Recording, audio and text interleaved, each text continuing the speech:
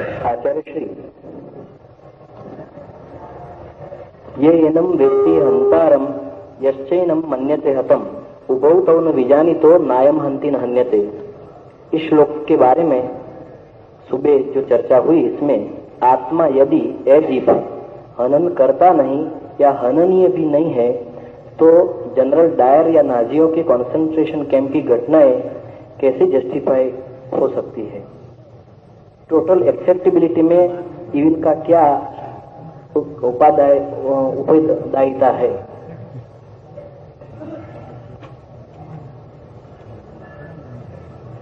न कोई मरता है और न कोई मारता है। जो है उसके विनाश की कोई संभावना नहीं। तब क्या इसका ये अर्थ लिया जाए कि हिंसा करने में कोई भी बुराई नहीं है? क्या इसका ये अर्थ लिया जाए कि जनरल डायर ने या ऑस्विट्ज में, जर्मनी में या हिरोशिमा में जो महान हिंसा हुई वो निंदा योग्य नहीं है, स्वीकार योग्य है? नहीं, कृष्ण का ऐसा अर्थ नहीं है। इसे समझ लेना उपयोगी है। हिंसा नहीं होती इसका यह अर्थ नहीं है कि हिंसा करने की आकांक्षा बुरी नहीं। हिंसा तो होती ही नहीं, लेकिन हिंसा की आकांक्षा होती है, हिंसा का अभिप्राय होता है, हिंसा की मनोदशा होती है। जो हिंसा करने के लिए इच्छा रख रहा है, जो दूसरे को मारने में रस ले रहा है, जो दूसरे को मार के प्रसन्न हो रहा है, जो दूसरे को मार के समझ रहा है कि मैंने मारा, कोई नहीं मरेगा पीछे, लेकिन इस आदमी की ये समझ कि मैंने मारा, इस आदमी का ये रस कि मारने में मजा मिला, इस आदमी की ये मनोकांक्षा कि मारना संभव है, इस सब का पाप है। पाप हिंसा होने में नहीं, पाप हिंसा करने में है। होना तो असंभव है, करना संभव है। जब एक व्यक्ति हिंसा कर रहा है तो दो चीजें हैं वहां। हिंसा की घटना तो कृष्ण कहते हैं असंभव है, लेकिन हिंसा की मनोभावना बिल्कुल संभव है। ठीक इससे उल्टा भी सोच लें कि फिर क्या महावीर की अहिंसा और बुद्ध की अहिंसा का कोई अर्थ नहीं? अगर हिरोशिमा और ऑस्विट्ज के कंसंट्रेशन कैंप्स में होने वाली हिंसा का कोई अर्थ नहीं, तो बुद्ध और महावीर की अहिंसा का भी कोई अर्थ नहीं रह जाता। अगर आप समझते हो कि अहिंसा का अर्थ तभी है जब हम किसी मरते और मिटते को बचा पाएं, तो कोई अर्थ नहीं है। नहीं, महावीर और बुद्ध की अहिंसा का अर्थ और है। ये बचाने की आकांक्षा, ये न मारने की आकांक्षा, ये मारने में रस न लेने की स्थिति, ये बचाने में रस लेने का मनोभाव। जब महावीर एक चींटी को बचा के निकलते हैं तो ऐसा नहीं है कि महावीर के बचाने से चींटी बच जाती है। चींटी में जो बचने वाला है बचा ही रहेगा, और जो नहीं बचने वाला है वो महावीर के बचाने से नहीं बचता है। लेकिन महावीर का ये भाव बचा के निकलने का बड़ा कीमती है। इस भाव से चींटी को कोई लाभ हानि नहीं होती, लेकिन महावीर को जरूर होती है। बहुत गहरे में प्रश्न भाव का है, घटना का नहीं है। बहुत गहरे में प्रश्न भावना का है। वो व्यक्ति क्या सोच रहा है, क्योंकि व्यक्ति जीता है अपने विचारों में घिरा हुआ। घटनाएं घटती हैं यथार्थ में, व्यक्ति जीता है विचार में, भाव में। हिंसा बुरी है, कृष्ण के ये कहने के बाद भी बुरी है। कि हिंसा नहीं होती, और कृष्ण का कहना जरा भी गलत नहीं है। असल में कृष्ण अस्तित्व से कह रहे हैं, अस्तित्व के बीच खोज रहे हैं। हिटलर जब लोगों को मार रहा है तो कृष्ण की मनोदशा में नहीं है। हिटलर को लोगों को मारने में रस और आनंद है, मिटाने में, विनाश करने में। विनाश होता है या नहीं होता ये बिल्कुल दूसरी बात है, लेकिन हिटलर को विनाश में रस है। ये रस हिंसा है। अगर ठीक से समझे तो विनाश का रस हिंसा है, मारने की इच्छा हिंसा है। मरना होता है या नहीं होता ये बिल्कुल दूसरी बात है। और ये जो रस हिटलर का है ये डिसीज्ड, रुग्ण चित्त का रस है। समझ लेना जरूरी है कि जब भी विनाश में रस मालूम पड़े तो ऐसा आदमी भीतर विक्षिप्त है। जितना ही भीतर आदमी शांत और आनंदित होगा उतना ही विनाश में रस असंभव है। जितना ही भीतर आनंदित होगा उतना सृजन में रस होगा, उतना क्रिएटिविटी में रस होगा। महावीर की अहिंसा एक क्रिएटिव फीलिंग है, जगत के प्रति एक सृजनात्मक भाव है। हिटलर की हिंसा जगत के प्रति एक विनाशात्मक भाव है, एक डिस्ट्रक्टिव भाव है। ये भाव महत्वपूर्ण है। और जहां हम जी रहे हैं वहां अस्तित्व में क्या होता है ये मूल्यवान नहीं है। मैं एक छोटी सी घटना से समझाने की कोशिश करूं। कबीर के घर बहुत भक्त आते हैं, गीत भजन, और जब जाने लगते हैं तो कबीर कहते हैं भोजन करते जाएं। फिर कबीर का बेटा और पत्नी परेशान हो गए। बेटे ने एक दिन कहा कि अब बर्दाश्त के बाहर है, हम कब तक कर्ज लेते जाएं, ये हम कहां से लोगों को खिलाएं, अब आप कहना बंद करें। कबीर ने कहा कि मुझे याद ही नहीं रहती, जब घर कोई मेहमान आता है तो मुझे ख्याल ही नहीं रहता कि घर में कुछ नहीं, और घर कोई आया हो तो कैसे ख्याल रखा जाए कि घर में कुछ नहीं, तो मैं कह ही जाता हूं कि भोजन करते जाएं। फिर तो बेटे ने कहा तो क्या हम चोरी करने लगे? व्यंग में कहा, क्रोध में कहा कि क्या हम चोरी करने लगे? कबीर ने कहा कि अरे तुझे ये पहले ख्याल क्यों ना आया?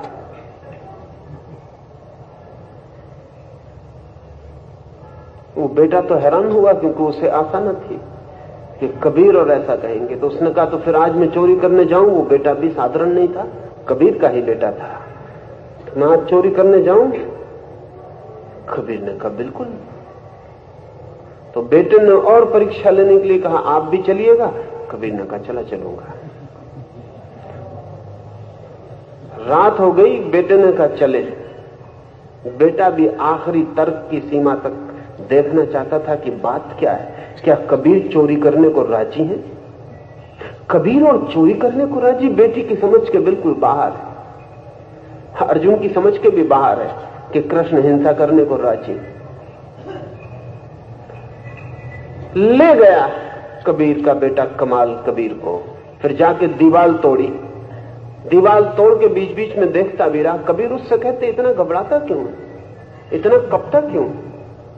फिर उसने दीवार भी तोड़ ली। फिर उसने कहा मैं भीतर जाऊं? कबीर ने कहा कि जरूर जा। वो भीतर भी गया। वो एक गेहूं का बोरा घसीट के भी लाया। उसने सोचा अब रोकेंगे, अब रोकेंगे, अब तो बहुत हो गया, हद हो गई। कबीर ने बोरा भी बाहर निकलवा लिया। फिर बेटे से कहा भीतर जाके घर में लोग सोए होंगे, उनको कहो कि तुम्हारे घर चोरी हो गई, हम एक बोरा ले जा रहे हैं। तो उस बेटे ने कहा ये किस प्रकार की चोरी? चोरी कहीं बताई जाती है? तो कबीर ने कहा कि जो चोरी बताई नहीं जा सकती वो फिर पाप हो गई, खबर करो। तो बेटे ने कहा परेशानी था कि किस तरह आप चोरी करवा रहे हैं। कबीर ने कहा मुझे याद ही न रहा, क्योंकि जब से ये दिखाई पड़ने लगा कि सभी एक हैं तब से कुछ अपना ना रहा, कुछ पराया ना रहा, वो दूसरे का है, तब चोरी पाप है। लेकिन वो याद ही ना रहा। तूने ठीक याद दिला दिया, लेकिन तूने पहले याद क्यों ना दिलाया? कबीर कह रहे हैं वो दूसरे का है, तब तक तो चोरी पाप है। लेकिन अगर दूसरे की कोई चीज नहीं रह गई, अगर सभी एक का ही है और उस तरफ जो श्वास चलती है वो भी मेरी है और इस तरफ जो श्वास चलती है वो भी मेरी है, तो इस तल पर चोरी के पाप होने का कोई अर्थ नहीं रह जाता। लेकिन ये अस्तित्व के तल की बात हुई, ये ब्रह्म ज्ञान में प्रविष्ट व्यक्ति की बात हुई। तो कबीर ने कहा अगर न जगा सकता हो तो वापस लौटा दे, क्योंकि अपने को ही अगर हम खबर करने में डरते हैं तो चीज फिर अपनी नहीं है, तो फिर वापस लौटा दे। किससे बच के ले जाना है?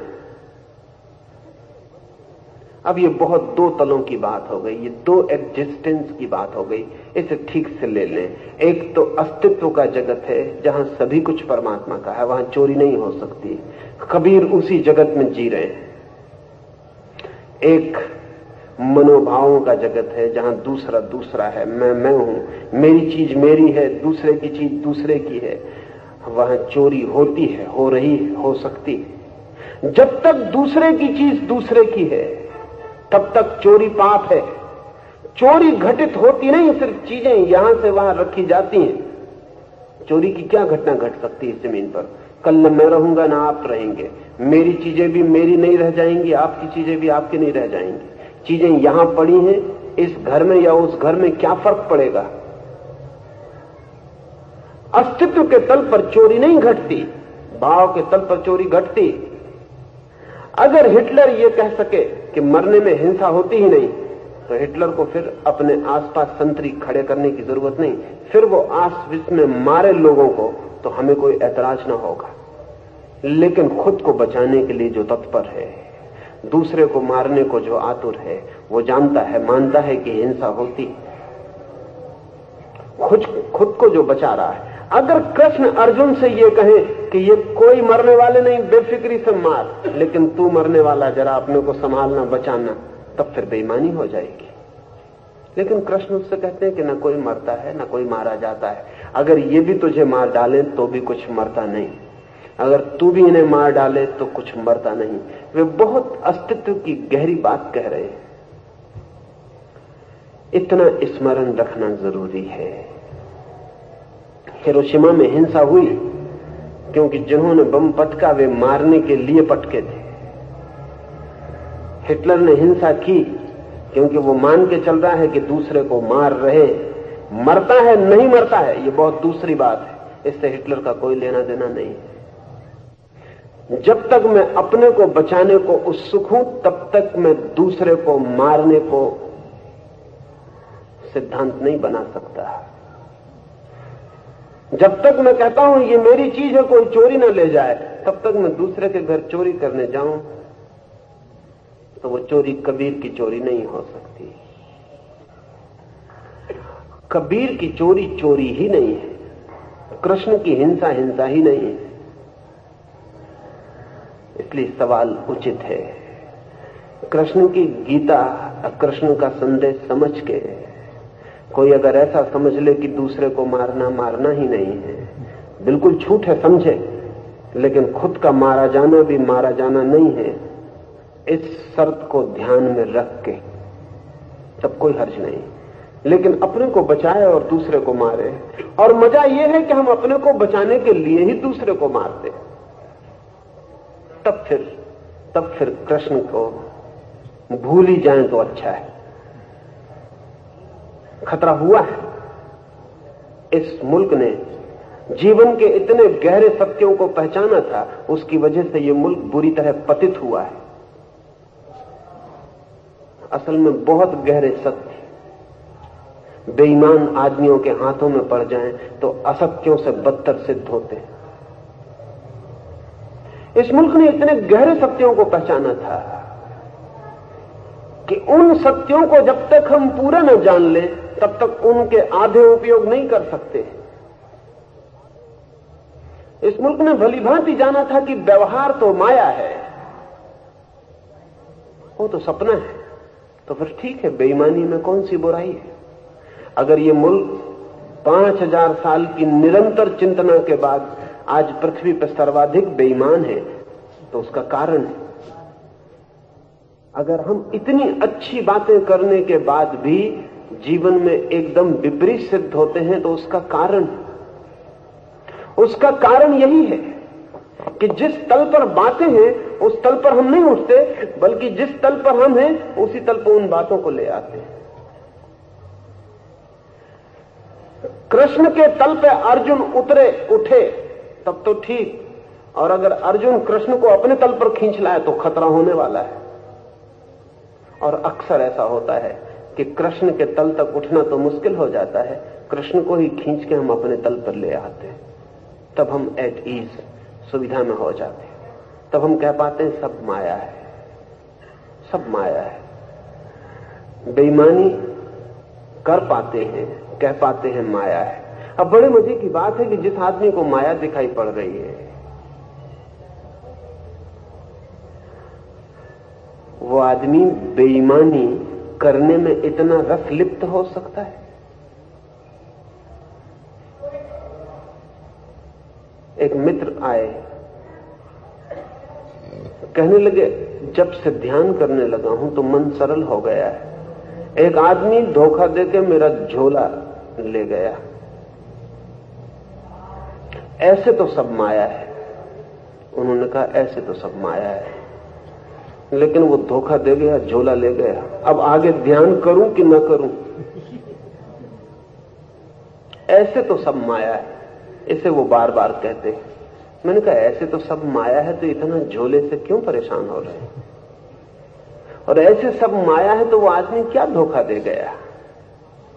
और ऐसे सब माया है तो किसका झोला कौन ले गया है? न उन्होंने कहा ऐसे तो सब माया है, लेकिन पूछने में आया हूं कि अगर ऐसा ध्यान में सरल होता जाऊं और हर कोई धोखा देने लगे। अब ये दो तलों की बातें उनके ख्याल में नहीं पड़ती कि वो ऐसे तो सब माया है कृष्ण से सुन लिया, और वो जो झोला चोरी चला गया वहां हम खड़े, और ये जो बात है ये किसी शिखर से कही गई है। हम जहां खड़े हैं वहां ये बात बिल्कुल नहीं है। इस देश के पतन में, इस देश के चारित्रिक ह्रास में, इस देश के जीवन में एकदम अंधकार भर जाने में और गंदगी भर जाने में हमारे ऊंचे से ऊंचे सिद्धांतों की हमने जो व्याख्या की है वो कारण है।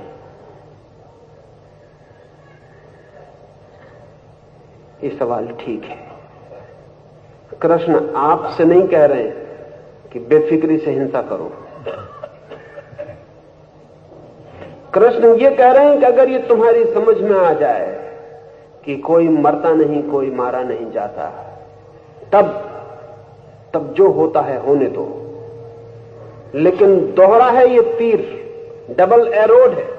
ये ऐसा नहीं है कि दूसरा मरता है तो मारो क्योंकि कोई नहीं मरता, और जब खुद मरने लगो तो चिल्लाओ कि कहीं मुझे मार मत डालना। ऐसे हो गया है। हम इस देश में सर्वाधिक मानते हैं कि आत्मा अमर है, और सबसे ज्यादा मरने से डरते हैं जमीन पर। हमसे ज्यादा कोई भी मरने से नहीं डरता। जिनको हम नास्तिक कहते हैं, जिनको हम कहते हैं ईश्वर को नहीं मानते, आत्मा को नहीं मानते, वे भी नहीं डरते हैं मरने से। वे भी कहते हैं कि ठीक है, मौका आ जाए जिंदगी दांव पर लगा दें। लेकिन हम 1000 साल तक गुलाम रह सके, क्योंकि जिंदगी दांव पर लगाने की हमारी हिम्मत ही नहीं रही। हाँ, घर में बैठ के हम बात करते हैं आत्मा अमर है। अगर आत्मा अमर है तो इस मुल्क को 1 सेकंड के लिए गुलाम नहीं किया जा सकता था। लेकिन आत्मा जरूर अमर है, लेकिन हम बेईमान हैं। आत्मा अमर है वो हम कृष्ण से सुन लेते हैं, और हम मरने वाले हैं ये हम भली भांति जानते हैं। अपने को बचाए चले जाते हैं, बल्कि आत्मा अमर है इसका पाठ रोज इसीलिए करते हैं कि भरोसा आ जाए कि मरेंगे नहीं, कम से कम मैं तो नहीं मरूंगा। इसको भरोसा दिला रहे हैं, इससे अपने को समझा रहे हैं। इस दो तल पर जहां कृष्ण खड़े हैं वहां, और जहां हम खड़े हैं वहां के फासले को ठीक से समझ लेना। और कृष्ण की बात तभी पूरी सार्थक होगी जब आप कृष्ण के तल पर उठे। और कृपा करके कृष्ण को अपने तल पर मत लाना। हालांकि वो आसान है, क्योंकि कृष्ण कुछ भी नहीं कर सकते। आप गीता को जिस तल पे ले जाना चाहें वहीं ले जाएं। जहां कटघरे में रहते हो, गोडाउन में रहते हो, नरक में रहते हो, वहीं ले जाएं गीता को, तो वहीं चली जाएगी। कृष्ण कुछ भी नहीं कर सकते। कृपा करके जीवन के जो परम सत्य हैं उन्हें जीवन की अंधेरी गुहाओं में मत ले जाना।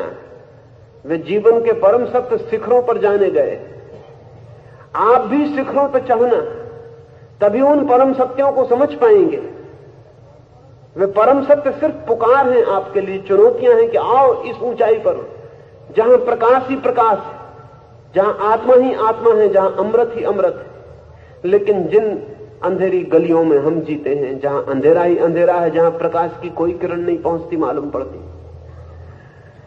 वहां ये सुन के कि प्रकाश ही प्रकाश है, अंधकार है ही नहीं, अपने हाथ के दिए को मत बुझा देना कि जब प्रकाश ही प्रकाश है इस दिए को करने की क्या जरूरत, फूंक दो। उस दिए को बुझाने से गली और अंधेरी हो जाएगी। जहां आदमी जी रहा है वहां हिंसा और अहिंसा का भेद है, अंधेरा है वहां। जहां आदमी जी रहा है वहां चोरी और अचोरी में भेद है, अंधेरा है वहां कृष्ण की बात सुन के अपने इस भेद के छोटे से दिए को मत फूंक देना, नहीं सिर्फ अंधेरा घना हो जाएगा और कुछ भी नहीं होगा। हाँ, कृष्ण की बात सुन के सिर्फ समझना इतना एक शिखर है चेतना का, जहां अंधेरा है ही नहीं, जहां दिया जलाना पागलपन है, पर उस शिखर की यात्रा करनी होती। उस शिखर की यात्रा पर हम धीरे धीरे बढ़ेंगे कि वो शिखर कैसे कैसे हम उस जगह पहुंच जाएं जहां जीवन अमृत है और जहां अहिंसा और हिंसा बचकानी बातें हैं, चाइल्डिश बातें, लेकिन वहां नहीं जहां हम हैं, वहां बड़ी सार्थक है, वहां बड़ी महत्वपूर्ण है। न जायते म्रियते वा कदाचिन् नायं भूत्वा भविता वा न भूयः अजो नित्य शाश्वतोऽयं पुराणो न हन्यते हन्यमाने शरीरे। यह अजात्मा न कभी उत्पन्न होता है, न कभी नष्ट होता है, न कभी जन्म पाकर अपने अस्तित्व को प्राप्त करता है और न कभी शरीर का खंग आदि छेदन करने पर उसका छेदन होता है। यह नित्य शाश्वत और पुराण है।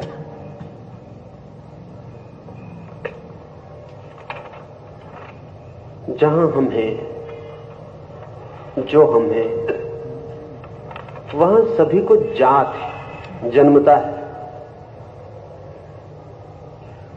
जिससे भी हम परिचित हैं वहां अजात अजन्मा कुछ भी नहीं है। जो भी हमने देखा है, जो भी हमने पहचाना है, वो सब जन्मा है, सब मरता है। लेकिन जन्म और मरण की इस प्रक्रिया को भी संभव होने के लिए इसके पीछे कोई, इस सब मरने और जन्मने की श्रृंखला के पीछे जैसे माला के गुरियों को कोई धागा पिरोता है, दिखाई नहीं पड़ता, गुरिये दिखाई पड़ते हैं। इस जन्म और मरण के गुरियों की लंबी माला को पिरोने वाला कोई अजात धागा भी चाहिए, अन्यथा गुरिये बिखर जाते हैं, टिक भी नहीं सकते, साथ खड़े भी नहीं हो सकते, उनमें कोई जोड़ भी नहीं हो सकता। दिखती है माला ऊपर से गुरियों की, होती नहीं है गुरियों की। गुरिये टिके होते हैं एक धागे पर जो सब गुरियों के बीच से दौड़ता है। जन्म है, मृत्यु है, आना है, जाना है, परिवर्तन है, इस सब के पीछे अजात सूत्र, अनबॉर्न, अनडाइंग, अजात अमृत, न जो जन्मता न जो मरता, ऐसा एक सूत्र चाहिए ही। वही अस्तित्व है, वही आत्मा है, वही परमात्मा है। सारे रूपांतरण के पीछे, सारे रूपों के पीछे अरूप भी चाहिए। वो अरूप न हो तो रूप टिक ना सकेंगे। फिल्म देखते हैं सिनेमा गृह में बैठकर, प्रतिपल दौड़ती रहती हैं फिल्में, चित्र में कुछ होता नहीं, बहुत सिर्फ किरणों का जाल होता है, छाया प्रकाश का जोड़ होता है। लेकिन पीछे एक पर्दा चाहिए। वो पर्दा बिल्कुल दिखाई नहीं पड़ता जब तक फिल्म दौड़ती रहती है। उसे दिखाई पड़ना भी नहीं चाहिए। अगर वो दिखाई पड़े तो फिल्म दिखाई ना पड़ सके। जब तक फिल्म चलती रहती है, रूप आते और जाते रहते हैं, तब तक पीछे स्थिर खड़ा पर्दा दिखाई नहीं पड़ता। लेकिन उस पर्दे को हटा दें तो ये रूप कहीं भी प्रकट नहीं हो सकते, ये आकृतियां कहीं भी प्रकट नहीं हो सकती। इन आकृतियों की दौड़ती हुई परिवर्तन की इस लीला में पीछे कोई स्थिर पर्दा चाहिए जो उन्हें संभाले। एक चित्र आएगा तब भी पर्दा वही होगा, दूसरा चित्र आएगा तब भी पर्दा वही होगा, तीसरा चित्र आएगा तब भी पर्दा वही होगा। चित्र बदलते जाएंगे, पर्दा वही होगा। तभी इन चित्रों में एक संगति, तभी इन चित्रों में एक श्रृंखला, तभी इन चित्रों में एक संबंध दिखाई पड़ेगा। वो संबंध पीछे जो स्थिर पर्दा है उससे ही पैदा हो रहा है। सारा जीवन चित्रों का फैलाव है। ये चित्र टिक नहीं सकते। जन्म भी एक चित्र है, मित्र भी, मृत्यु भी एक चित्र है। जवानी भी, बुढ़ापा भी, सुख भी, दुख भी, सौंदर्य भी, कुरूपता भी, सफलता असफलता भी, वे सब चित्रों की धारा है। उन चित्रों की धारा को संभालने के लिए कोई चाहिए जो दिखाई नहीं पड़ेगा। उसको दिखाई पड़ने का उपाय नहीं है। जब तक चित्रों को आप देख रहे हैं तब तक वो दिखाई नहीं पड़ेगा। वो पर्दे की तरह जो पीछे खड़ा है वही अस्तित्व है। उसे कृष्ण कहते हैं वो अजात, अजन्मा, कभी जन्मता नहीं, कभी मरता नहीं। लेकिन भूल के भी आप ऐसा मत समझ लेना कि ये आपके संबंध में कहा जा रहा है। आप तो जन्मते हैं और मरते हैं, और जिस आपके संबंध में यह कहा जा रहा है उस आपका आपको कोई भी पता नहीं। जिस आपको आप जानते हैं वो तो जन्मता है, उसकी तो जन्म तारीख, उसकी तो मृत्यु की तिथि भी होगी। कब्र पर पत्थर लगेगा तो उसमें जन्म और मृत्यु दोनों की तारीखें लग जाएंगी। लोग जब आप जन्मे थे तो बैंड बाजा बजाए थे, खुशी किए थे, जब मरेंगे तो रोएंगे, दुखी होंगे। आप जितना अपने को जानते हैं वो सिर्फ चित्रों का समूह है। इसे थोड़ा वैज्ञानिक ढंग से भी समझना उपयोगी कि क्या सच में ही जिसे आप जानते हैं वो चित्रों का समूह है। अब तो हम ब्रेन वॉश कर सकते हैं। अब तो वैज्ञानिक रास्ते उपलब्ध हैं जिससे हम आपके चित्त की सारी स्मृति को पोंछ डाल सकते हैं। एक आदमी है 50 साल का, उसे पता है कि 4 लड़कों का पिता है, पत्नी है, मकान है, ये उसका नाम है, ये उसकी वंशावली है, इस पद पर रहा है, ये काम किया। सब 50 साल की कथा है। उसका ब्रेन वॉश किया जा सकता है। उसके मस्तिष्क को हम साफ कर डाल सकते हैं। फिर भी वो होगा, लेकिन फिर वो ये भी ना बता सकेगा कि मेरा नाम क्या है, और ये भी ना बता सकेगा मेरे कितने लड़के। मेरे एक मित्र हैं, डॉक्टर, ट्रेन से गिर पड़े, चोट खाने से स्मृति चली गई। बचपन से मेरे साथी हैं, साथ मेरे पढ़े, देखने उन्हें मैं उनके गांव गया, जाके सामने बैठ गया। उन्होंने मुझे देखा और जैसे नहीं देखा। मैंने उनसे पूछा पहचाने नहीं? उन्होंने कहा कि कौन है आप? उनके पिता ने कहा कि सारी स्मृति चली गई, जब से ट्रेन से गिरे चोट लग गई, सारी स्मृति चली गई, कोई स्मरण नहीं है। इस आदमी के पास इसका कोई अतीत नहीं है। चित्र खो गए। कल तक ये कहता था मैं ये हूं, मेरा ये नाम, अब वे सब चित्र खो गए। वो फिल्म वास हो गई, वो सब धुल गया। अब ये खाली है कोरा कागज। अब इस कोरे कागज पर फिर से लिखा जाएगा। अब उसकी नई स्मृति बननी शुरू हुई। अभी जब दोबारा मैं मिलने गया तो उसने कहा कि आपको पता ही होगा कि 3 साल पहले मैं गिर पड़ा, चोट लग गई। अब इस 3 साल की स्मृति फिर से निर्मित होनी शुरू हुई, लेकिन 3 साल के पहले वो कौन था वो बात समाप्त हो गई। हाँ, उसे याद दिलाते हैं कि तुम डॉक्टर थे तो वो कहता है आप लोग कहते हैं कि मैं डॉक्टर था, लेकिन मुझे कुछ पता नहीं। मेरा इतिहास तो बस वहीं से समाप्त हो जाता है जहां से वो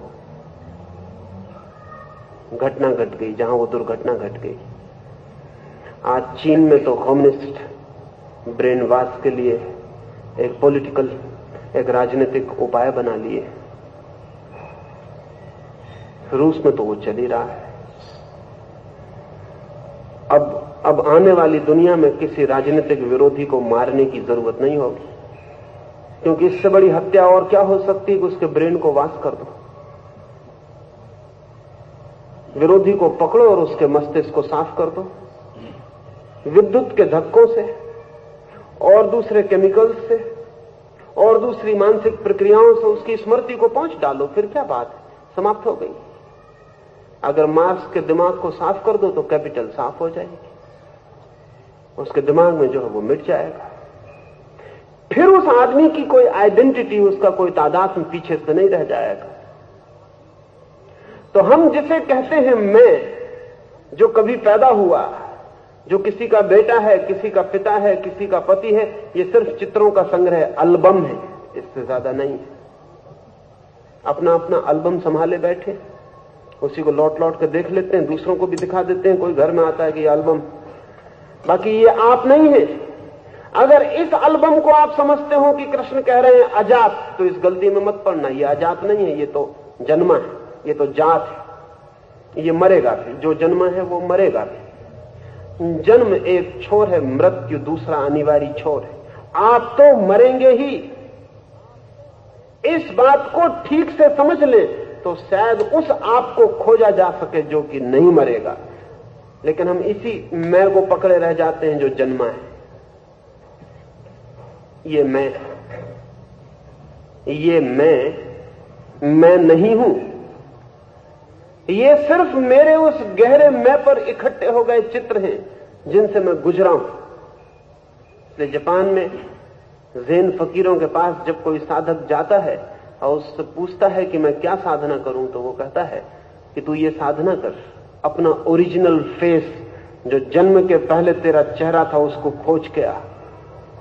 जन्म के पहले कहीं कोई चेहरा होता? अब कोई आपसे कहने लगे मरने के बाद जो आपकी शक्ल होगी उसको खोज के लाइए। कोई आपसे कहे कि जन्म के पहले जो आपकी शक्ल थी वो खोज के लाइए। और ज़ेन फकीर ठीक कहते हैं, वो वही कहते हैं जो कृष्ण कह रहे हैं। वो ये कहते हैं उसका पता लगाओ जो तुम में कभी जन्मा नहीं था। अगर ऐसे किसी सूत्र को तुम खोज सकते हो जो जन्म के पहले भी था, तो विश्वास रखो फिर कि वो मृत्यु के बाद भी होगा। जो जन्म के पहले था उसे मृत्यु नहीं पहुंच सकेगी, जो जन्म के पहले था वो मृत्यु के बाद भी होगा, और जो जन्म के बाद ही हुआ है वो मृत्यु के पहले तक ही साथी हो सकता है, उसके आगे साथी नहीं हो सकता है। कृष्ण जब कह रहे हैं कि कोई है अजन्मा, नहीं जन्मता नहीं मरता, जिसे शस्त्रों से छेदा नहीं जा सकता, आपको मुझे छेदा जा सकता है। इसलिए ध्यान रखना, जिसे छेदा जा सकता है, कृष्ण उसके संबंध में बात नहीं कर रहे। वो कहते हैं कि जिसे छेदा नहीं जा सकता शस्त्रों से, आग में जलाया नहीं जा सकता, पानी में डुबाया नहीं जा सकता, हमें तो छेदा जा सकता है। कोई कठिनाई नहीं छेदे जाने में, आग में जलाए जाने में कोई कठिनाई नहीं, पानी में डुबाए जाने में कोई कठिनाई नहीं। तो जो पानी में डुबाया जा सकता, आग में जलाया जा सकता, शस्त्रों से छेदा जा सकता, उसकी ये चर्चा नहीं है। जिसके ऊपर सर्जन कुछ कर सकता है उसकी ये चर्चा नहीं, जिसके लिए डॉक्टर कुछ कर सकता है उसकी ये चर्चा नहीं। डॉक्टर जिससे उलझा है वो मर्त्य है, और सर्जन जिस पे काम कर रहा है वो मरण धर्मा है। विज्ञान की प्रयोगशाला में जिस पर खोजबीन हो रही वो मरण धर्मा है, इससे उसका कोई लेना देना नहीं है। इसलिए अगर वैज्ञानिक सोचता हो कि अपनी प्रयोगशाला की टेबल पर किसी दिन वो कृष्ण के अजात को, अजन्मे को, अमृत को पकड़ लेगा तो भूल में पड़ा है, वो कभी पकड़ नहीं पाएगा। उसके सब औजार सूक्ष्मतम उसको ही पकड़ पाएंगे जो छेदा जा सकता है, लेकिन जो नहीं छेदा जा सकता, अगर वो दिखाई पड़ जाए, वो दिखाई पड़ सकता है, वो दिखाई पड़ सकता है। सिकंदर हिंदुस्तान आया, जब हिंदुस्तान से वापस लौटता था, हिंदुस्तान की सीमा को छोड़ते वक्त उसके मित्रों ने याद दिलाया कि जब हम यूनान से चले थे तो यूनान के दार्शनिकों ने कहा था कि हिंदुस्तान से एक सन्यासी को लेते आना। अब सन्यासी जो है वो सच ये है कि जगत को हिंदुस्तान की देन है, अकेली देन है, पर काफी है। सारे जगत की सारी देनें भी इकट्ठी कर ली जाएं तो एक सन्यासी भी हमने जगत को दिया तो हमने बैलेंस पूरा कर दिया है। और शायद जिस दिन दुनिया की सब देनें बेकार सिद्ध हो जाएंगी उस दिन हमारा दिया सन्यास ही सारे दुनिया के लिए अर्थ का हो सकता है। तो याद दिलाई मित्रों ने सिकंदर को कि एक सन्यासी को तो ले चले, बहुत चीजें लूट ली हैं, धन लूट लिया, लेकिन धन वहां भी है। बहुमूल्य चीजें हीरे जवाहरात ले जा रहे हैं लेकिन वे वहां भी हैं। एक सन्यासी को भी ले चलें जो वहां नहीं है। सिकंदर ने सोचा कि जैसे और चीजें ले जाई जा सकती हैं वैसे सन्यासी को ले जाने में क्या तकलीफ। उसने कहा कि जाओ पकड़ लाओ कहीं कोई सन्यासी हो। गांव में लोग गए, गांव में पूछा कि कोई सन्यासी है। लोगों ने कहा सन्यासी तो है लेकिन प्रयोजन क्या है? तुम्हारे ढंग सन्यासी के पास पहुंचने जैसे नहीं मालूम पड़ते, नंगी तलवारें हाथ में लिए हो, पागल मालूम पड़ते हो, क्या बात है?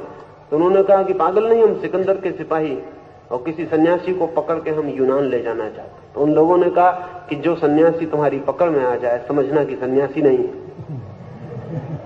जाओ। हालांकि एक गांव में एक सन्यासी है, हम तुम्हें उसका पता दिए देते हैं। नदी के किनारे 30 वर्षों से एक आदमी नग्न रहता है। जैसा हमने सुना है और जैसा हमने उसे देखा है, जैसा इन 30 वर्षों में हमने उसे जाना है, हम कह सकते हैं कि वो सन्यासी है, लेकिन तुम उसे पकड़ ना पाओगे। पर उन्होंने कहा दिक्कत क्या है? तलवारें हमारे पास, जंजीरें हमारे पास। उन्होंने कहा तुम जाओ उसी से निपटो।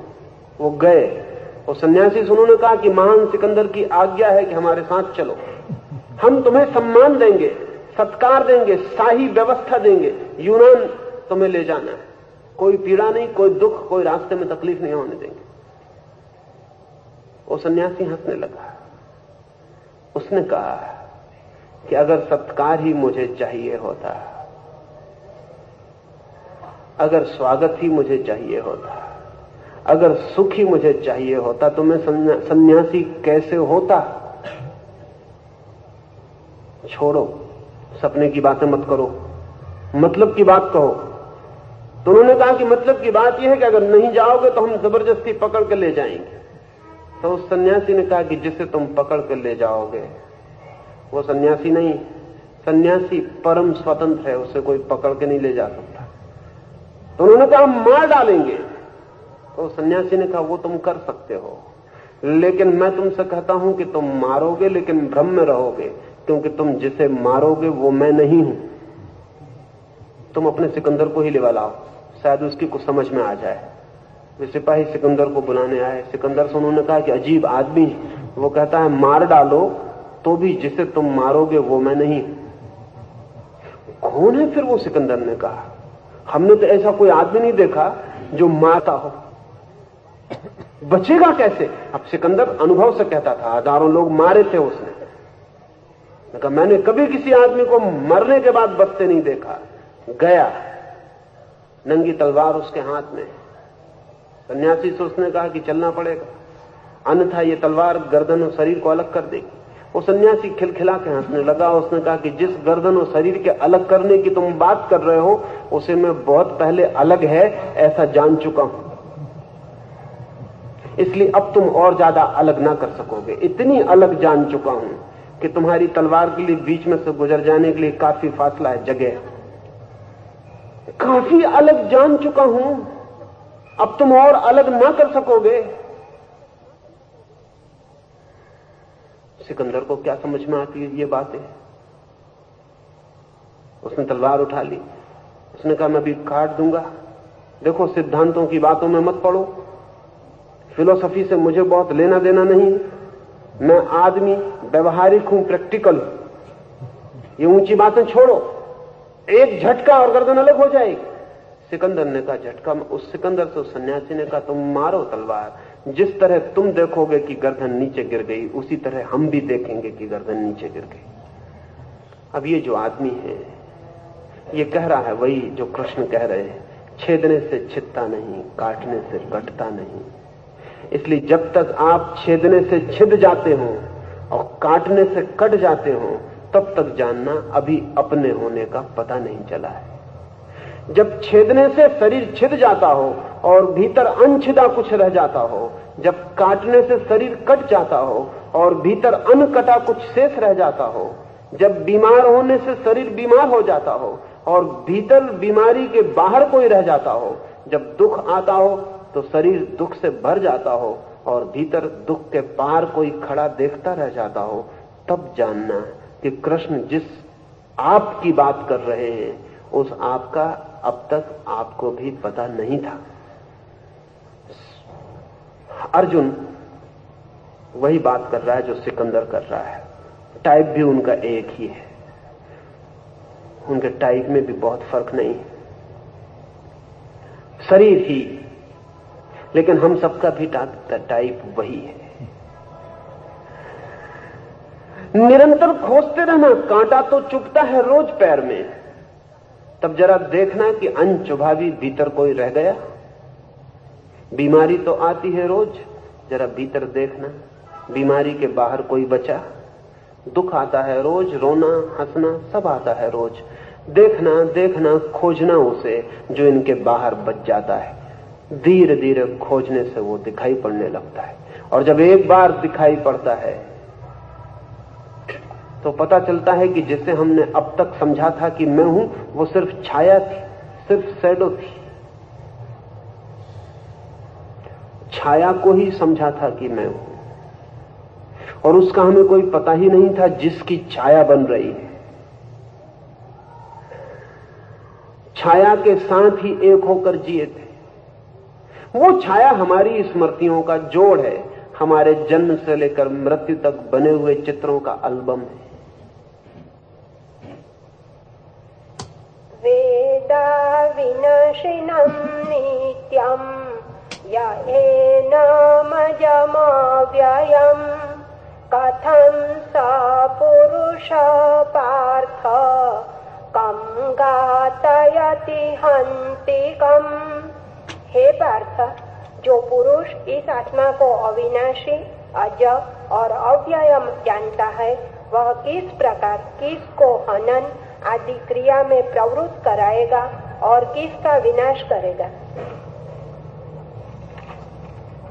जानता है, कृष्ण कहते हैं जो ऐसा जानता है, who knows like this।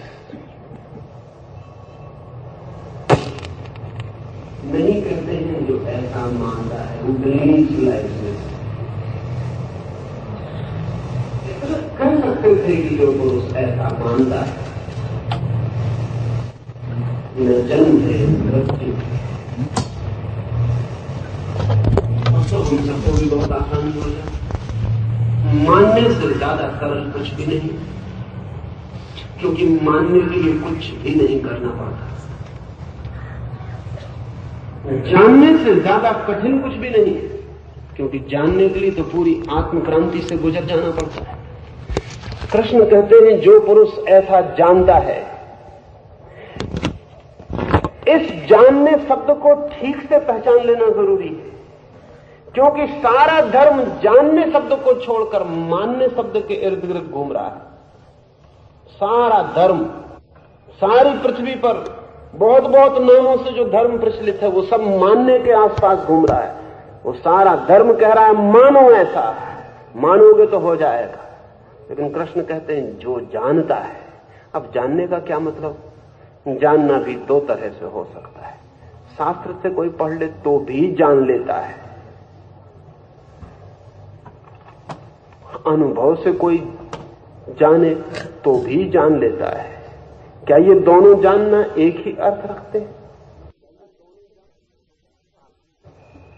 शास्त्र से जानना तो बड़ा सरल है, लिखा है, पढ़ा, जाना। उसके लिए सिर्फ शिक्षित होना काफी है, पठित होना काफी है। उसके लिए धार्मिक होने की कोई जरूरत नहीं है। शास्त्र से पढ़ के जो जानना है वो जानना नहीं है, जानने का धोखा है। वो सिर्फ इंफॉर्मेशन, सूचना है, लेकिन सूचना से धोखे हो जाते हैं। पढ़ लेते हैं अजर है, अमर है, नहीं जन्मता नहीं मरता, पढ़ लेते हैं, दोहरा लेते हैं, बार बार दोहरा लेने से भूल जाते हैं कि जानते नहीं है, सिर्फ दोहराते हैं। बहुत बार बार दोहराने से बात ही भूल जाती है कि जो हम कह रहे हैं वो अपना जानना नहीं है। एक आदमी शास्त्र में पढ़ ले तैरने की कला, जान ले पूरा शास्त्र, चाहे तो तैरने पर बोल सके बोले, लिख सके तो लिखे, चाहे तो कोई यूनिवर्सिटी से पीएचडी ले ले, डॉक्टर हो जाए तैरने के संबंध में, लेकिन फिर भी उस आदमी को भूल के नदी में धक्का मत देना, क्योंकि उसकी पीएचडी तैरा ना सकेगी, उसकी पीएचडी और जल्दी डुबा देगी, क्योंकि काफी वजनी होती, पत्थर का काम करेगी। तैरने के संबंध में जानना तैरना जानना नहीं, सत्य के संबंध में जानना सत्य जानना नहीं है। टू नो अबाउट, संबंध में जानना इज इक्विवेलेंट, बिल्कुल बराबर है न जानने के। सत्य के संबंध में जानना सत्य को न जानने के बराबर है, लेकिन एकदम बराबर कहना ठीक नहीं, थोड़ा खतरा है। सत्य को न जानना, ऐसा जानना सत्य की तरफ जाने में राह बन जाती है, लेकिन सत्य को बिना जानते हुए जान लेना कि जानते हैं, सत्य की तरफ जाने में बाधा बन जाती नहीं, इक्विवेलेंट भी नहीं। कृष्ण के इस शब्द को बहुत ठीक से समझ लेना चाहिए, क्योंकि इस एक शब्द के आसपास ही ऑथेंटिक रिलीजन, वास्तविक धर्म का जन्म होता है। जानने, मानने के आसपास नॉन ऑथेंटिक, अप्रमाणिक धर्म का जन्म होता है। जानने से जो उपलब्ध होता है उसका नाम श्रद्धा है, और मानने से जो उपलब्ध होता है उसका नाम विश्वास है, बिलीफ है। और जो लोग विश्वासी हैं वो धार्मिक नहीं है, वे बिना जाने मान रहे हैं। ये शब्द बहुत छोटा नहीं है, बड़े से बड़ा शब्द है, लेकिन भ्रांति इसके साथ निरंतर होती रहती है। हमारे पास एक शब्द है वेद। वेद का अर्थ है जानना, लेकिन हम तो वेद से मतलब लेते हैं संहिता, वो जो किताब है। हमने कहा है वेद अपौरुषेय, जानना अपौरुषेय, लेकिन हम मतलब लेते हैं कि वो जो किताब है हमारे पास वेद नाम की, वो परमात्मा की लिखी हुई है। वेद किताब नहीं है, वेद जीवन है। लेकिन जानने को मानना बना लेना बड़ा आसान है, ज्ञान को किताब बना लेना बड़ा आसान है, जानने को शास्त्र पर निर्भर कर देना बहुत आसान है, क्योंकि तब बहुत कुछ करना नहीं पड़ता। जानने की जगह केवल स्मृति की जरूरत होती है, बस याद कर लेना काफी होता है। तो बहुत लोग गीता याद कर रहे हैं। मैं एक गांव में गया था अभी, तो वहां उन्होंने एक गीता मंदिर बनाया। मैंने पूछा, एक छोटी सी गीता के लिए इतना बड़ा मंदिर? तो उन्होंने कहा कि नहीं, जगह कम पड़ रही। मैंने कहा क्या कर रहे हैं यहां आप? उन्होंने कहा कि अब तक हम यहां 1 लाख गीता लिखवा के हाथ से रखवा चुके हैं, अब जगह कम पड़ रही। हिंदुस्तान भर में हजारों लोग गीता लिख लिख के भेज रहे हैं। मैंने कहा लेकिन ये क्या हो रहा है, इससे क्या होगा? उन्होंने कहा कि कोई आदमी 10 दफे लिख चुका, कोई 50 दफे लिख चुका, कोई 100 दफे लिख चुका, लिखने से ज्ञान होगा। तो मैंने उनसे कहा छापे खाने तो परम ज्ञानी हो गए होंगे। कंपोजिटर हो तो हमको चरण पकड़ लेना चाहिए, कंपोजिटर जहां मिल जाए, क्योंकि कितनी गीताएं छाप चुके हो। अब महात्माओं की तलाश प्रेस में करनी चाहिए, मुद्रणशाला में करनी चाहिए, और कहीं नहीं करना चाहिए। ये पागलपन क्यों पैदा होता है? होने का कारण है, ऐसा लगता है शास्त्र से जानना हो जाएगा, शास्त्र से सूचना मिल सकती है, इंफॉर्मेशन मिल सकती है, इशारे मिल सकते हैं, ज्ञान नहीं मिल सकता। ज्ञान तो जीवन के अनुभव से ही मिलेगा, और जब तक जीवन के अनुभव से यह पता न चल जाए कि हमारे भीतर कोई अजन्मा है, तब तक रुकना मत। तब तक कृष्ण कितना ही कहें, मान मत लेना। कृष्ण के कहने से इतना ही जानना कि जब इतने जोर से यह आदमी कह रहा है तो खोजें, तो लगाएं पता। जब इतने आश्वासन से यह आदमी भरा है, इतनी सहज आश्वासन से कह रहा है, जाना है इसने, जिया है कुछ, देखा है कुछ, हम भी देखें, हम भी जाने, हम भी जिए। काश शास्त्र इशारा बन जाए और हम यात्रा पर निकल जाएं, लेकिन शास्त्र मंदिर बन जाता है और हम विश्राम को उपलब्ध हो जाते हैं। इस जानने शब्द को स्मरण रखना, क्योंकि पीछे कृष्ण उस पर बार बार गहरे से गहरा जोर देते हैं।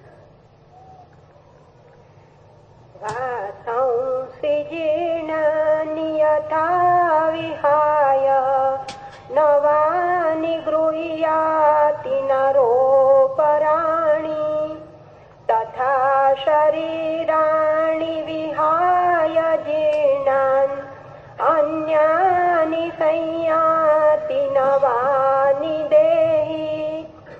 पुरुष जैसे अपने जीर्ण वस्त्रों का परित्याग कर नवीन वस्त्रों का ग्रहण करता है, वैसे ही यह आत्मा जीर्ण शरीरों का परित्याग कर नवीन शरीरों का ग्रहण करता है।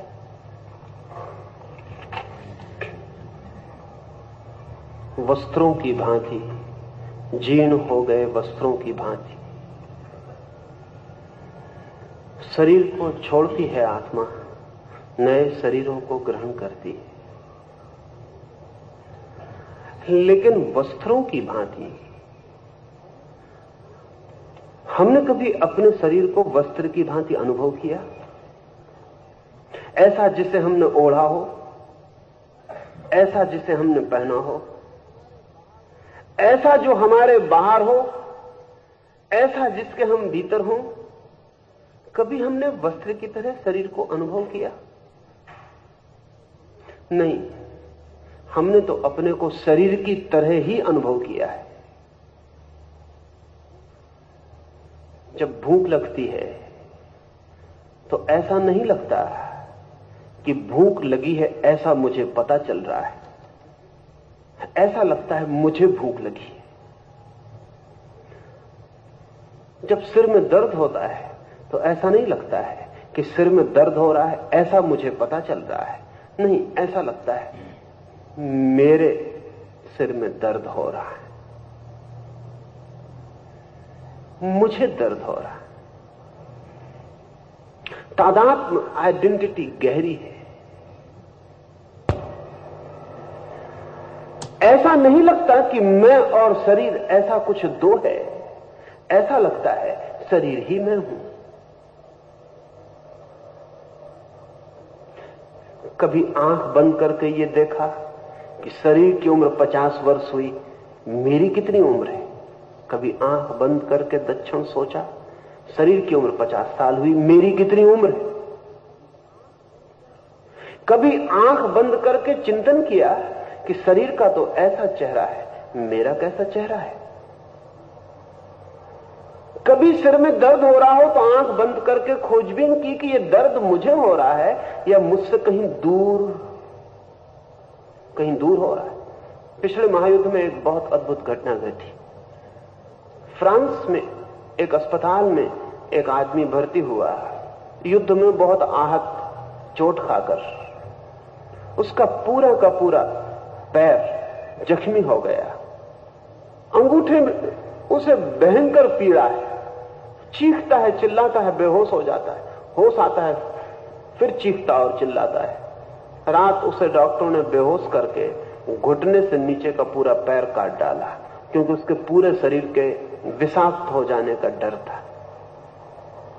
24 घंटे बाद वो होश में आया। होश में आते ही उसने चीख मारी, उसने कहा मेरे अंगूठे में बहुत दर्द हो रहा। अंगूठा अब था ही नहीं। पास खड़ी नर्स हंसी। उसने कहा जरा सोच के कहिए, सच अंगूठे में दर्द हो रहा है? उसने कहा क्या मजाक कर रहा हूं? अंगूठे में मुझे बहुत भयंकर दर्द हो रहा है। कंबल पड़ा है उसके पैर पर, उसे दिखाई तो पड़ता नहीं। उस नर्स ने कहा और जरा सोचिए, थोड़ा भीतर खोजबीन करिए। उसने कहा इस खोजबीन की बात क्या है, दर्द इतना साफ है। नर्स ने कंबल उठाया और कहा देखिए अंगूठा कहां है? अंगूठा तो नहीं था, आधा पैर ही नहीं था। पर उस आदमी ने कहा कि देख तो रहा हूं कि अंगूठा नहीं है, आधा पैर भी कट गया, लेकिन दर्द फिर भी मुझे अंगूठे में हो रहा है। तब तो एक मुश्किल की बात हो गई। चिकित्सक बुलाए गए। चिकित्सकों के सामने भी पहली दफा ऐसा सवाल आया था, जो अंगूठा नहीं है उसमें दर्द कैसे हो सकता है? लेकिन फिर जांच पड़ताल की तो पता चला कि हो सकता है, जो अंगूठा नहीं है उसमें भी दर्द हो सकता है। तो ये बड़ी मेटाफिजिकल बात हो गई, ये तो बड़ा अध्यात्म हो गया।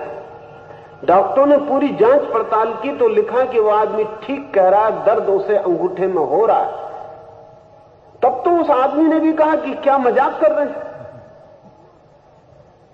पहले उनने उससे कहा था क्या मजाक कर रहे हो, फिर उस आदमी ने कहा कि कैसी मजाक कर रहे हैं, मैं जरूर किसी भ्रम में पड़ गया होऊंगा, लेकिन आप भी कहते हैं कि दर्द हो सकता है उस अंगूठे में जो नहीं है। तो डॉक्टरों ने कहा हो सकता है, क्योंकि दर्द अंगूठे में होता है, पता कहीं और चलता है।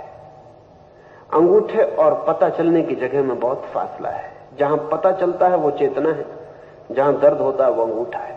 दर्द से चेतना तक संदेश लाने के लिए जिन स्नायुओं का काम रहता है, भूल से वे स्नायु अभी तक खबर दे रहे हैं कि दर्द हो रहा है। जब अंगूठे में दर्द होता है तो उससे जुड़े हुए स्नायुओं के तंतु कपने शुरू हो जाते। कंपन से ही वे खबर पहुंचाते हैं, जैसे टिक टिक टिक टिक से टेलीग्राफ में खबर पहुंचाई जाती है। ऐसा ही कंपित होकर वे स्नायु खबर पहुंचाते हैं। कई हेड ऑफिस से गुजरती है वो खबर आपके मस्तिष्क तक आने में, फिर मस्तिष्क चेतना तक खबर पहुंचाता है। इसमें कई ट्रांसफॉर्मेशन होते हैं, कई कोड लैंग्वेज बदलती है, कई बार कोड बदलता है, क्योंकि सबकी भाषा अलग अलग है। तो कुछ ऐसा हुआ कि अंगूठा तो कट गया, लेकिन जो संदेशवाहक नाड़ियां खबर ले जा रही थी वे कपती ही रही। वे कपती रही तो संदेश पहुंचता रहा, संदेश पहुंचता रहा, और मस्तिष्क कहता रहा कि अंगूठे में दर्द हो रहा है। क्या ऐसा हो सकता है कि हम एक आदमी के पूरे शरीर को अलग कर लें और सिर्फ मस्तिष्क को निकाल लें? अब तो हो जाता है, पूरे शरीर को अलग किया जा सकता है, मस्तिष्क को बचाया जा सकता है, अकेले मस्तिष्क।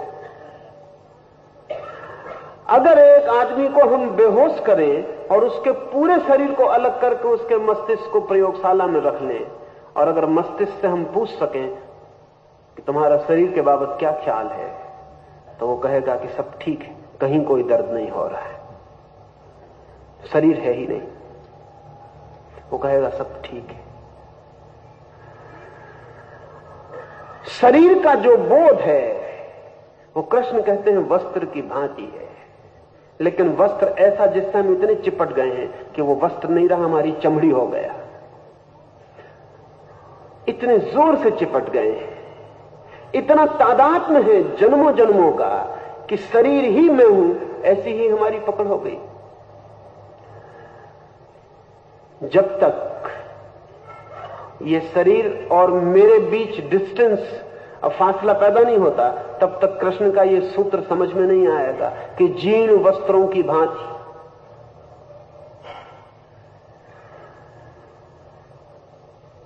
ये थोड़े से प्रयोग करें तो ख्याल में आने लगेगा।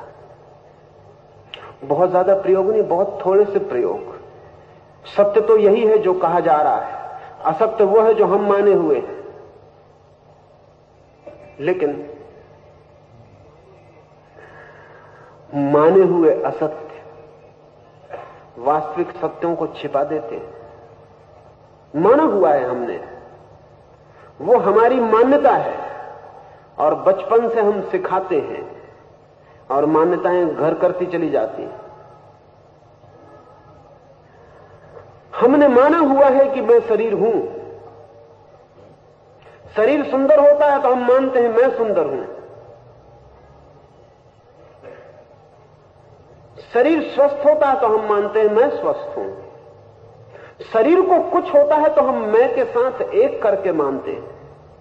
फिर ये प्रतीति गहरी होती चली जाती है, ये स्मृति सघन हो जाती है। फिर शरीर वस्त्र नहीं रह जाते, हम ही वस्त्र हो जाते। एक मेरे मित्र हैं, वृद्ध हैं, सीढ़ियों से पैर फिसल पड़ा उनका, पैर में बहुत चोट पहुंची। कोई 75 साल के वृद्ध हैं। गया उनके गांव तो लोगों ने कहा, तो मैं उन्हें देखने गया। बहुत कराहते थे और डॉक्टरों ने 3 महीने के लिए उनको बिस्तर पर सीधा बांध रखा था और कहा कि 3 महीने हिलना डुलना नहीं। सक्रिय आदमी है, 75 साल की उम्र में भी बिना भागे दौड़े उन्हें चैन नहीं। 3 महीने तो उनको ऐसा अनंत काल मालूम होने लगा। मुझे मैं गया तो कोई 6-7 दिन हुए थे। रोने लगे। हिम्मतवर आदमी है, कभी आंख उनकी आंसुओं से भरेगी मैंने सोचा नहीं था। एकदम असहाय हो गया और कहा कि इससे तो बेहतर मैं मर जाता। ये 3 महीने इस तरह बंधे हुए तो बिल्कुल नरक हो गया, ये मैं न गुजार सकूंगा। मुझसे बोले मेरे लिए प्रार्थना करिए कि मैं भगवान मुझे उठा ही ले, अब जरूरत भी क्या है, अब काफी जी भी लिया, अब ये 3 महीने इस खाट पर बंधे बंधे ज्यादा कठिन हो जाएंगे। तकलीफ भी बहुत है, पीड़ा भी बहुत है। मैंने उनसे कहा छोटा सा प्रयोग करें, का आंख बंद कर लें और पहला तो ये काम करें कि तकलीफ कहां है, एग्जैक्ट पिन पॉइंट करें तकलीफ कहां है। वो बोले पूरे पैर में तकलीफ है। मैंने कहा कि थोड़ा आंख बंद करके खोजबीन करें, सच में पूरे पैर में तकलीफ, क्योंकि आदमी को एग्जेजरेट करने की, बढ़ाने की आदत है। न तो इतनी तकलीफ होती न इतना सुख होता है, हम सब बढ़ा के देखते हैं। आदमी के पास मैग्नीफाइंग माइंड है, उसके पास जैसे कि कांच होता है ना, चीजों को बड़ा करके बता देता है, ऐसी खोपड़ी हर चीज को बड़ा करके देखता है। कोई फूलमाला पहनाता तो वो समझता है कि भगवान हो गए, कोई जरा हंस देता है तो वो समझता है कि गए सब इज्जत पानी में मिल गई। मैग्नीफाइंग ग्लास का काम उसका दिमाग करता। मैंने कहा जरा खोजे। मैं नहीं मानता कि पूरे पैर में दर्द हो सकता है, क्योंकि पूरे पैर में होता तो पूरे शरीर में दिखाई पड़ता। जरा खोजे। आंख बंद करके उन्होंने खोजना शुरू किया।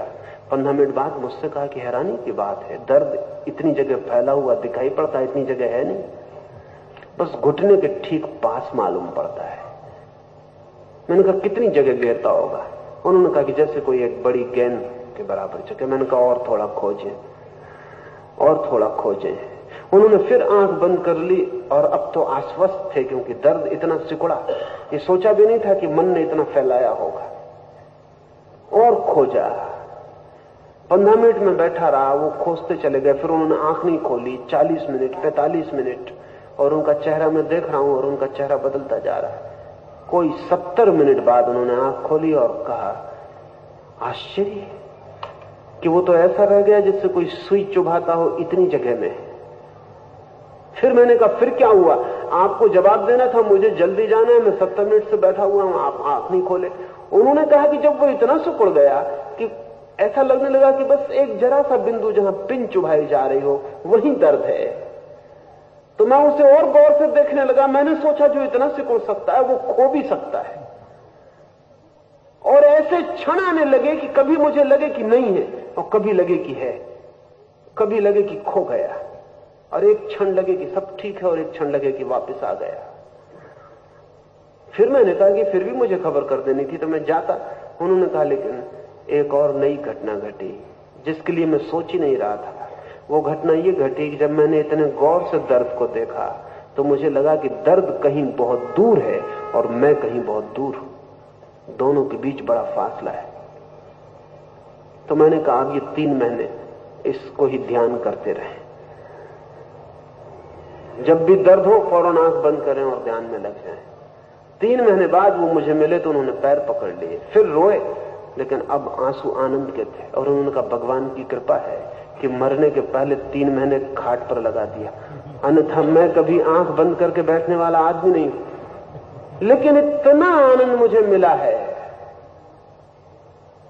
कि मैं जीवन में सिर्फ इसी घटना के लिए अनुग्रहित हूं परमात्मा का। मैंने कहा क्या हुआ आपको? उन्होंने कहा ये दर्द को मिटाते मिटाते मुझे पता चला कि दर्द तो जैसे दीवार पर हो रहा है घर की, और मैं तो घर का मालिक हूं, बहुत अलग। शरीर को भीतर से जानना पड़े, फ्रॉम द इंटीरियर। हम अपने शरीर को बाहर से जानते हैं, जैसे कोई आदमी अपने घर को बाहर से जानता हो। हमने कभी शरीर को भीतर से फील नहीं किया है, बाहर से जानते हैं। यह हाथ हम देखते हैं तो ये हम बाहर से देखते हैं, वैसे ही जैसे आप मेरे हाथ को देख रहे हैं बाहर से, ऐसे ही मैं भी अपने हाथ को बाहर से जानता हूं।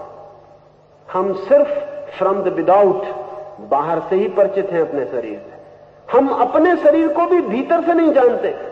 फर्क है दोनों बातों में।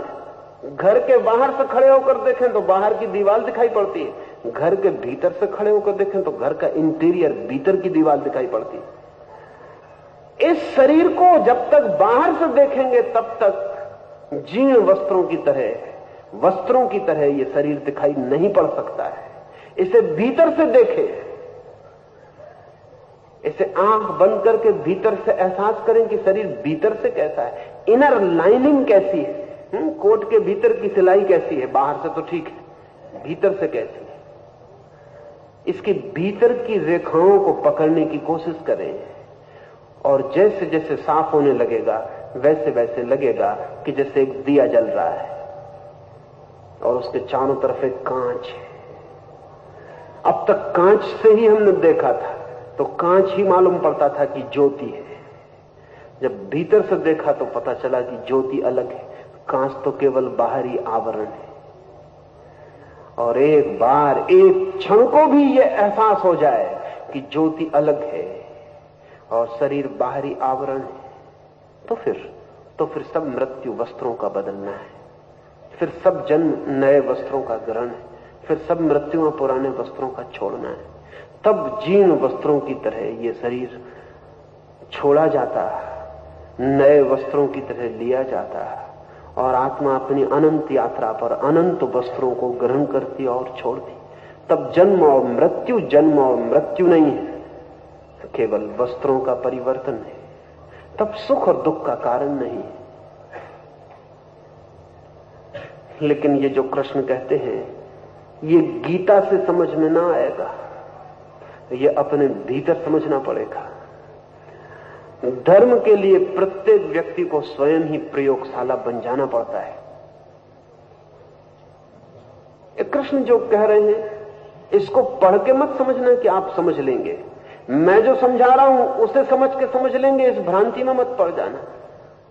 इससे तो ज्यादा से ज्यादा चुनौती मिल सकती है। लौट के घर प्रयोग करने लग जाना। लौट के भी क्यों, यहां से चलते वक्त ही रास्ते पे जरा देखना कि ये जो चल रहा है शरीर, इसके भीतर कोई अचल भी है, और चलते चलते भी भीतर अचल का अनुभव होना शुरू हो जाएगा। ये जो सांस चल रही है यही मैं हूं, या सांसों को भी देखने वाला पीछे कोई है? तब सांस भी दिखाई पड़ने लगेगी, ये रही। और जिसको दिखाई पड़ रही है वो सांस नहीं हो सकता, क्योंकि सांस को सांस दिखाई नहीं पड़ सकती। तब विचारों को जरा भीतर देखने लगना कि जो विचार चल रहे हैं मस्तिष्क में यही मैं हूं। तब पता चलेगा कि जिसको विचार दिखाई पड़ रहे हैं वो विचार कैसे हो सकता है। कोई एक विचार दूसरे विचार को देखने में समर्थ नहीं है। किसी एक विचार ने दूसरे विचार को कभी देखा नहीं। जो देख रहा है साक्षी वो अलग है। और जब शरीर, विचार, श्वास, चलना, खाना, भूख, प्यास, सुख दुख अलग मालूम पड़ने लगे, तब पता चलेगा कि कृष्ण कह रहे हैं कि जीर्ण वस्त्रों की तरह ये शरीर छोड़ा जाता, नए वस्त्रों की तरह लिया जाता। उसका क्या अर्थ है? और अगर ये दिखाई पड़ जाए तो फिर कैसा दुख, कैसा सुख। मरने में फिर मृत्यु नहीं, जन्म में फिर जन्म नहीं, जो था वो है, सिर्फ वस्त्र बदले जा रहे हैं।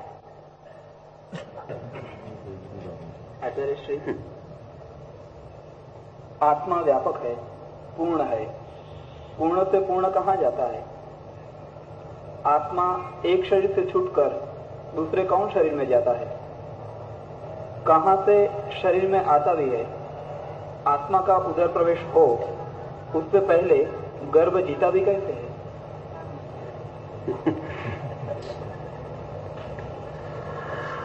आत्मा ना तो आता ना जाता। आने जाने की सारी बात शरीर की है। मोटे हिसाब से दो शरीर समझ लें। एक शरीर तो हमें जो दिखाई पड़ रहा है, ये शरीर माता पिता से मिलता, जन्मता, और इसके पास अपनी सीमा है, अपनी सामर्थ्य, उतने दिन चलता और समाप्त हो जाता है। यंत्र है। माता पिता से सिर्फ यंत्र मिलता है। गर्भ में माता पिता सिर्फ यंत्र की सिचुएशन, स्थिति पैदा करते हैं। ये शरीर जो हमें दिखाई पड़ रहा है, ये जन्म के साथ शुरू होता और मृत्यु के साथ समाप्त होता। ये आता और जाता। एक और शरीर है जो आत्मा के लिए और भीतर का वस्त्र है, कहें कि अंडरवियर है। ये ऊपर का वस्त्र है, ये शरीर, वो जरा भीतरी वस्त्र है। वो शरीर पिछले जन्म से साथ आता है। वो सूक्ष्म शरीर है। सूक्ष्म है, इसका अर्थ इतना ही कि ये शरीर बहुत पौद्गलिक मटेरियल है। वो शरीर इलेक्ट्रॉनिक है। वो शरीर विद्युत कणों से निर्मित है।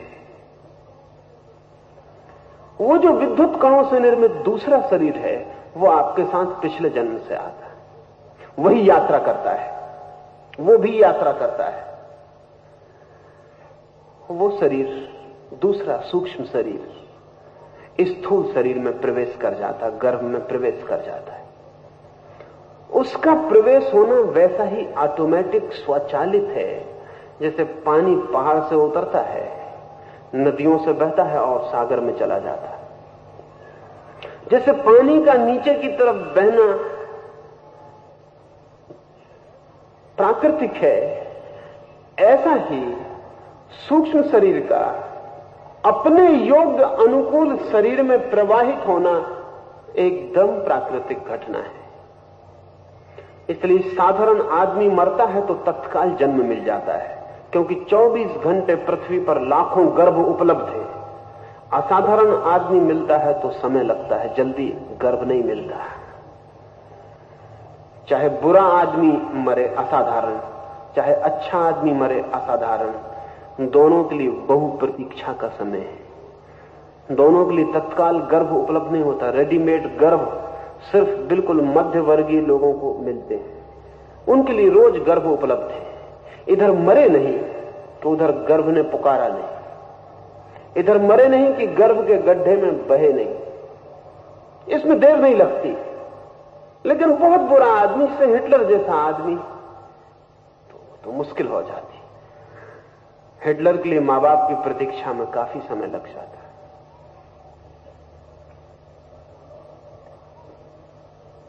गांधी जैसे आदमी को भी काफी समय लग जाता है। इनके लिए जल्दी गर्भ उपलब्ध नहीं हो सकता। हमारे हिसाब से कभी सैकड़ों वर्ष भी लग जाते हैं। उनके हिसाब से नहीं कह रहा, उनके लिए टाइम स्केल अलग है। हमारे हिसाब से कभी सैकड़ों वर्ष लग जाते हैं। जैसे ही योग गर्भ उपलब्ध हुआ कि वैसे ही योग सूक्ष्म शरीर उसमें प्रवेश कर जाता। सारी यात्रा इन्हीं शरीरों की है। अब आत्मा किस भांति संबंधित होता है इस सब में? असल में हमारे पास अब तक जो भी प्रतीक हैं आदमी के पास, वो आने जाने के हैं। घर में कोई आया और गया। तो आदमी तो प्रतीकों का उपयोग करेगा। प्रतीक कभी भी ठीक ठीक नहीं होते। आने जाने की बात बहुत ठीक नहीं है आत्मा के संबंध में। अब आत्मा को हम कैसा प्रतीक, किस प्रतीक से कहें? कृष्ण के वक्त में तो प्रतीक और भी नहीं है, प्रतीक तो बहुत क्रूड है, उनसे हमें काम चलाना पड़ता है। जैसे उदाहरण के लिए एक दो उदाहरण लेने से ख्याल में आ जाए। एक आदमी किसी समुद्र में एक छोटे से द्वीप पर रहता है, वहां कोई फूल नहीं होते, पत्थर ही पत्थर है, रेत ही रेत है। वो आदमी यात्रा पर निकलता है और किसी महाद्वीप पर बहुत से फूल देख के लौटता है। उसके द्वीप के लोग उससे पूछते हैं कि क्या नई चीज देखी? वो कहता फूल। वे लोग कहते हैं फूल यानी क्या? What do you mean?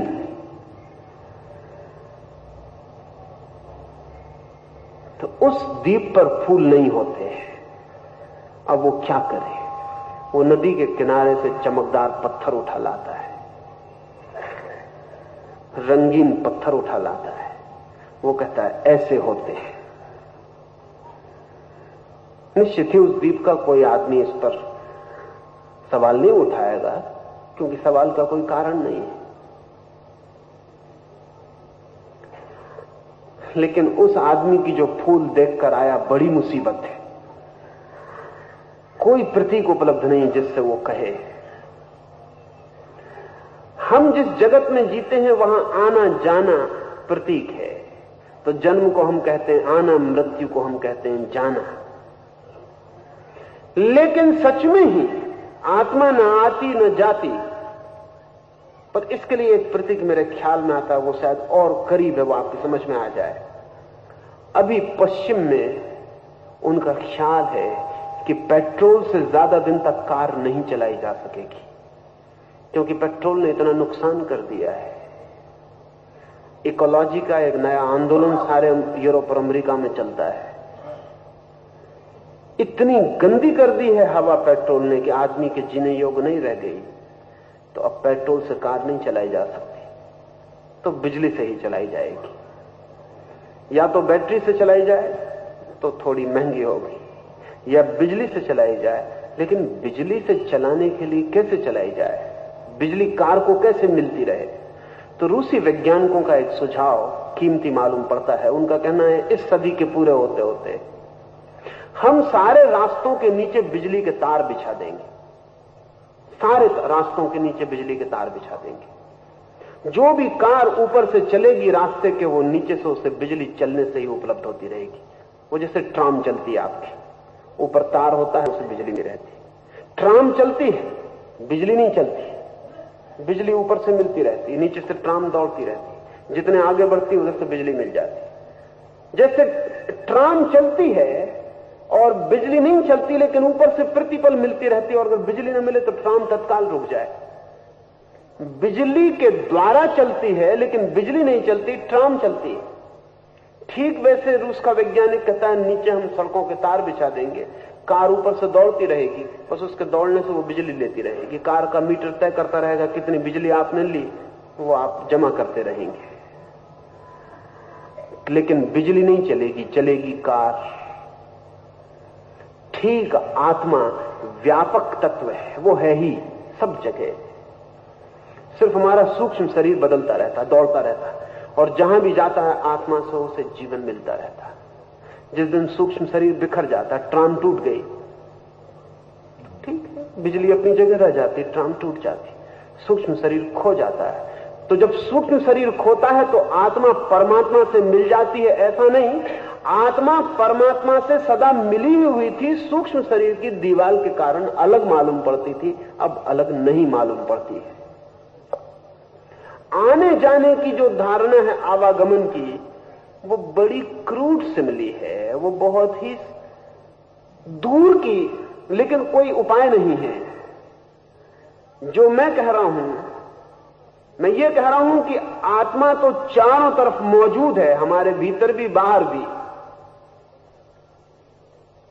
अब यहां बिजली के बल्ब जल रहे हैं, एक 100 कैंडल का बल्ब जल रहा है, एक 50 कैंडल का जल रहा है, एक 20 कैंडल का जल रहा है, एक बिल्कुल जुगनू की तरह 5 कैंडल का जल रहा है। इन सब के भीतर एक सी बिजली दौड़ रही है, और प्रत्येक अपनी कैंडल के आधार पर उतनी बिजली ले रहा है। ये माइक है, इसमें तो कोई बल्ब भी नहीं लगा हुआ है। ये माइक अपने उपयोगिता के लिए बिजली ले रहा है, रेडियो अपनी उपयोगिता की बिजली ले रहा है, पंखा अपनी उपयोगिता की बिजली ले रहा है। बिजली में कोई फर्क नहीं है, पंखे के यंत्र में फर्क है, माइक के यंत्र में फर्क है, बल्ब के यंत्र में फर्क है। परमात्मा चारों तरफ मौजूद है, सब तरफ वही है।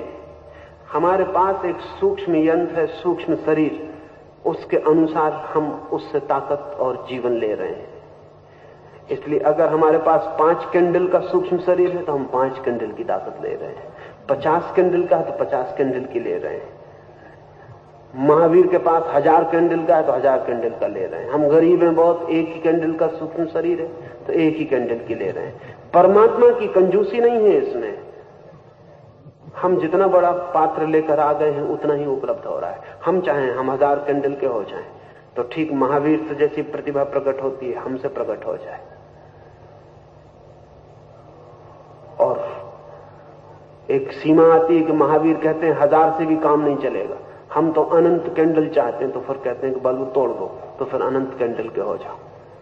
क्योंकि बल्ब जब तक रहेगा तो सीमा रहेगी ही कैंडल की, 1000 हो, 2000 हो, लाख हो, 10 लाख हो। लेकिन अगर अनंत प्रकाश चाहिए तो बल्ब तोड़ दो। तो फिर महावीर कहते हैं हम बल्ब तोड़ देते हैं, हम मुक्त हो जाते हैं। मुक्त होने का कुल मतलब इतना है कि अब ले चुके यंत्रों से बहुत, लेकिन देखा कि हर यंत्र सीमा बन जाता है, और जहां सीमा है वहां दुख है, इसलिए तोड़ देते हैं यंत्र को। अब हम पूरे के साथ एक ही हुए जाते हैं। ये भाषा की गलती है कि एक ही हुए जाते हैं, एक थे ही। यंत्र बीच में था इसलिए कम मिलता था, यंत्र टूट गया तो पूरा है। आत्मा आती जाती नहीं, सूक्ष्म शरीर आता है जाता है, स्थूल शरीर आता है जाता है। स्थूल शरीर मिलता है माता पिता से, सूक्ष्म शरीर मिलता है पिछले जन्म से, और आत्मा सदा से है। सूक्ष्म शरीर ना हो तो स्थूल शरीर ग्रहण नहीं किया जा सकता है। सूक्ष्म शरीर टूट जाए तो स्थूल शरीर ग्रहण करना असंभव है। इसलिए सूक्ष्म शरीर के टूटते ही 2 घटनाएं घटती हैं। एक तरफ सूक्ष्म शरीर गिरा कि स्थूल शरीर की यात्रा बंद हो जाती, और दूसरी तरफ परमात्मा से जो हमारी सीमा थी वो मिट जाती। सूक्ष्म शरीर का गिर जाना, बीच के सेतु का जो ब्रिज है बीच में हमें जोड़ने वाला, शरीर से इस तरफ और उस तरफ परमात्मा से, वो गिर जाता है। उसको गिरा देना ही समस्त साधना है। वो सूक्ष्म शरीर जिन चीजों से बने हैं उन्हें समझ लेना जरूरी है। वो हमारी इच्छाओं से, वासनाओं से, कामनाओं से, आकांक्षाओं से, अपेक्षाओं से, हमारे किए कर्मों से, हमारे ना किए कर्मों से लेकिन चाहे गए कर्मों से, हमारे विचारों से, हमारे कामों से, हम जो भी रहे हैं, सोचा है, विचारा है, किया है, अनुभव किया है, भावना की है, उस सब के इलेक्ट्रॉनिक प्रभावों से, उस सब के वैद्युतिक प्रभावों से निर्मित हमारा सूक्ष्म शरीर है। उस सूक्ष्म शरीर का विसर्जन ही 2 परिणाम लाता है। इधर गर्भ की यात्रा बंद हो जाती।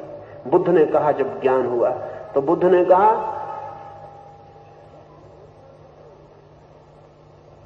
कि घोषणा करता हूं कि मेरे मन, तू जिसने अब तक मेरे लिए बहुत शरीरों के घर बनाए, अब तू विश्राम को उपलब्ध हो सकता है। अब तुझे मेरे लिए कोई और घर बनाने की जरूरत नहीं। धन्यवाद देता हूं और तुझे छुट्टी देता हूं अब, क्योंकि मेरी कोई कामना नहीं बची। अब तक मेरे लिए अनेक अनेक घर बनाने वाले मन, अब तेरे लिए आगे घर बनाने की कोई जरूरत नहीं है। मरते वक्त जब बुद्ध से लोगों ने पूछा कि अब जबकि आपकी आत्मा परम में लीन हो जाएगी तो आप कहां होंगे, तो बुद्ध ने कहा कि अगर मैं कहीं होऊंगा तो परम में लीन कैसे हो सकूंगा, क्योंकि जो समवेयर है, जो कहीं है, वो एवरीवेयर नहीं हो सकता, वो सब कहीं नहीं हो सकता। जो कहीं है वो सब कहीं नहीं हो सकता। तो बुद्ध ने कहा ये पूछो ही मत, अब मैं कहीं नहीं होऊंगा क्योंकि सब कहीं होऊंगा। मगर फिर पूछते हैं भक्त कि कुछ तो बताएं, अब आप कहां होंगे? बूंद से पूछ रहे हैं कि सागर में गिर के तू कहां होगी? बूंद कहती सागर ही हो जाऊंगी, लेकिन और बूंदें पूछना चाहेंगी कि वो तो ठीक है, लेकिन फिर भी कहां होगी, कभी मिलने आए। तो बूंद जो सागर हो रही है वो कहती तुम सागर में ही आ जाना, तो मिलन हो जाएगा। लेकिन बूंद से मिलन नहीं होगा, सागर से ही मिलन होगा। जिसे बुद्ध से मिलना हो, कृष्ण से मिलना हो, महावीर से मिलना हो, जीसस से, मोहम्मद से मिलना हो, तो अब बूंद से मिलना नहीं हो सकता। कितनी मूर्ति बना के रखे रहे, अब बूंद से मिलना नहीं हो सकता। बूंद गई सागर में, इसलिए तो मूर्ति बनाई। यही तो मजा है, पैराडॉक्स। मूर्ति इसलिए बनाई कि बूंद सागर में गई, बनाने योग्य हो गई मूर्ति अब इसकी। लेकिन अब मूर्ति में कुछ मतलब नहीं, अब तो मिलना हो तो सागर में ही जाना पड़े। माता पिता से मिलता है बूंद का आकार। वाह, स्वयं के पिछले जन्मों से मिलती है बूंद की भीतरी व्यवस्था, और परमात्मा से मिलती है जीवन ऊर्जा, वो है हमारी आत्मा। लेकिन जब तक इस बूंद की दोहरी परत को हम ठीक से न पहचान लें, तब तक उसको हम नहीं पहचान सकते जो दोनों के पार है। आज इतना ही, फिर कल सुबह बात।